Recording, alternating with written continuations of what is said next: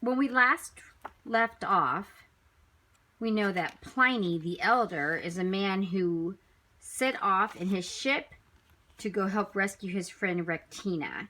And we know that the story does not end well for him because it tells us that his family will never see him again. Okay? So he's heading towards Pompeii and towards Mount Vesuvius, which is erupting right now. All right. Chapter 4, Panic under Vesuvius. At 6 o'clock in the evening, Pliny arrived at the house of his old friend Pomponianus. This was a good place to rest before sailing on to help Rectina and any others to escape. As he settled down for a good night's sleep, the foundations of the house shook badly. Outside pumice stones fell on the heads of anyone who dared step out for a better look. "Don't panic," Pliny reassured Pomponianus. "If you must go outside, tie a pillow on your head with a napkin." So I'm not sure if you guys have ever seen pumice stones, but some people might use them maybe to like scrub like their rough skin. You can buy them, and it's kind of just like a rock. Okay, so no matter what kind of rock you can think of, it's not going to feel good if it's raining from the sky and it hits your head, right? Okay. "Are you sure we shouldn't go and get Rectina right away?" asked his friend uncertainly as he watched the leaping flames of fire light up the night sky at several points on Mount Vesuvius. The day was drawing to a close, but none of the heat had waned. Means none of it hadn't cooled off yet. "I need to rest first," explained Pliny as he shut his bedroom door. Pomponianus turned away from the door and bit his lip anxiously, wondering whether or not to risk running out to give the pigs a last feed for the day. Neither of them knew how much panic was brewing among the 20,000 people who lived in the city only a few miles away. As midnight approached, people poured through the gates of Pompeii. The heat was appalling, and people wandered around with cuts and bruises on their faces from the falling pumice stones. Ash lay like soft carpet over everything. It was difficult to do anything without becoming smeared in black soot.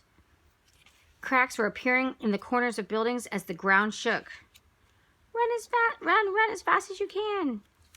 So they're all trying to cover their heads, right? Because flaming stones are coming out, looks like. At the Herculaneum gate, a woman stood with her baby in her arms and her two small girls clinging onto the skirts of her toga. Her cries went unanswered. "Help me, someone! Has anyone seen my husband?" The children cried as the woman's eyes desperately searched the hordes of people for her husband. They had become separated in the crowd. Did she dare wait for him any longer? Or should she rush on to the Bay of Naples with their children, hoping that someone might find space for 4 extra passengers on a boat away from the city? At the Nusurian gate, a beggar carrying a sack called out desperately for help. His limp meant he would never be able to walk quickly enough to make a decent escape if Vesuvius erupted. And Vesuvius looked angry. "Won't anyone take pity on me? I can't escape on my own."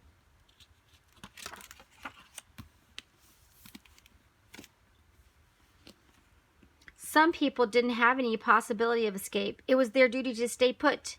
In the gladiators' barracks, 60 gladiators tried to settle down to sleep, but it was difficult in the heat and the noise. One of them, Atticus Anicetus, lay on his back in his bed and held out a hand in front of his face. He watched his fingers tremble and wondered if he'd ever see dawn break. Gladiators shouldn't feel scared. He fought in the amphitheater, hadn't he? But he had to be brave. Atticus concentrated on stopping the trembling that shook his body. For a long time, sleep evaded him. It means he could not sleep. Until finally his muscles relaxed and he closed his eyes. He was woken suddenly at midnight by a noise that seemed to tear the sky apart.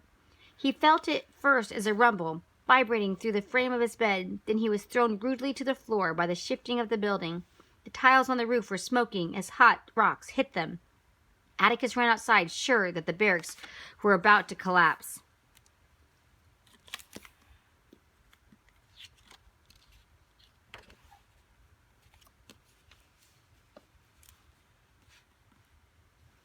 His way was blocked by deep drifts of ash. He looked down at his feet, hidden in the soft, warm piles of ash, and wondered how so much could have happened in the few hours that he'd been asleep.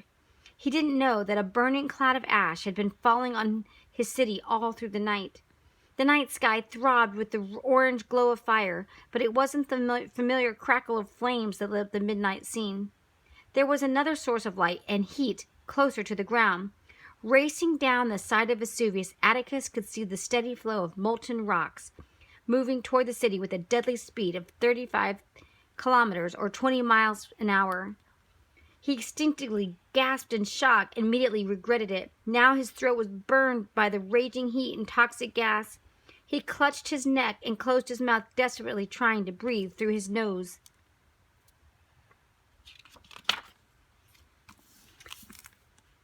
Atticus struggled to get enough air, but every breath filled his lungs with poison. Feeling dread and panic in the pit of his stomach, he knew that any bravery he once had finally deserted him. All around him rang out the sounds of panic. As Atticus began to run through the streets of Pompeii, there were too many disturbing scenes to take in.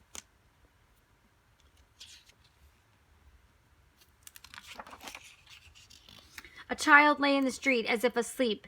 Atticus rushed past. He could see the deadly blow to the young boy's head and the large molten rock that lay next to him. The edges of the boy's tunic were scorched from the large flakes of ash that had been falling on him. Close by, a dog chained to a building pulled on his chain in a frenzy, unable to escape, but aware of the heat and danger. All around, cries of desperation rang in Atticus's ears. There was nothing he could do. A couple emerged from a building.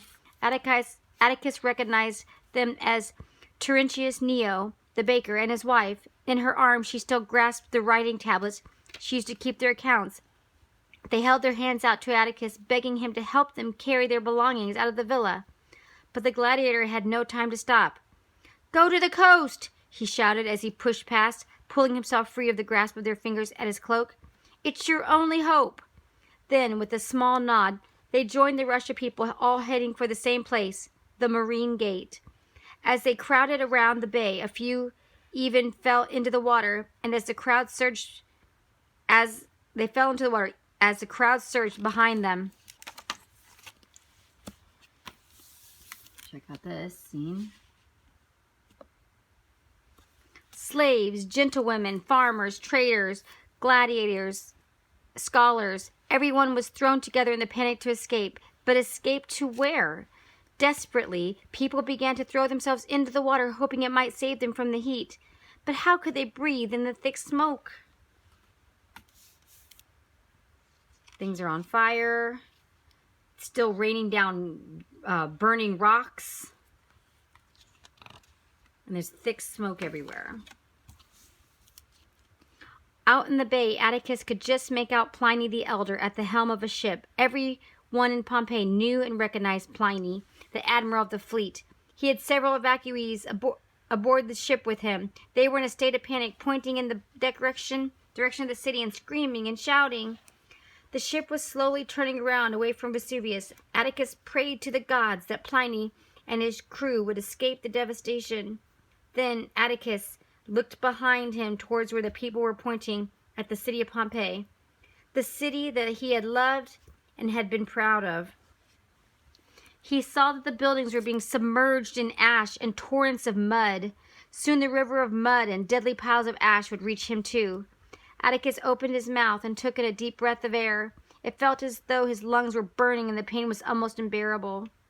Bracing himself, he took another deep breath and saw Pompeii turn blurry as the vision began to fail him. Another gulp of air made him sink to his knees. It was with a sigh of relief that he softly collapsed to the ground. His helmet and dagger were no good to him now. It wasn't how the brave gladiator had imagined death. For the second time that night, he closed his eyes. All right, we'll read the next chapter next time.